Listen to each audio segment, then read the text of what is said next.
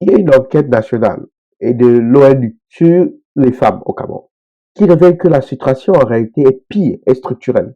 Et eux-mêmes, ils vont toujours avec la base que leurs chiffres sont sous-évalués. Donc selon eux, 39% des femmes au Cameroun, 39%, le tiers des femmes au Cameroun, déclarent avoir subi au moins une forme de violence physique, sexuelle ou psychologique au cours de leur vie.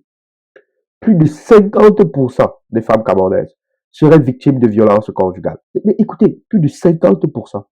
Et ça, c'est selon des études de la société civile. Plus de 50%. C'est incroyable quand même. Hein? Parlons de féminicide. Juste parce que déjà, il n'y a pas beaucoup de données. Parce qu'au Cameroun, le terme féminicide n'existe pas en réalité. Donc les meurtres de femmes sont généralement noyés dans les statistiques générales de meurtres en général. Mais quand même, on peut en ressortir des choses.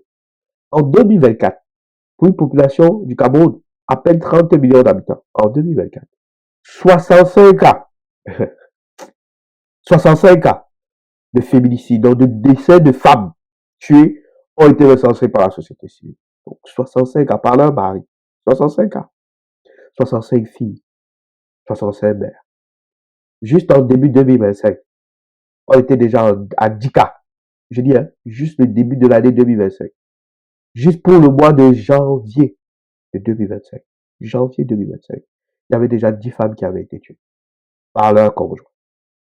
Entre 2019 et 2022, 139 Camerounaises ont été tuées par leur conjoint ou leur ex-conjoint.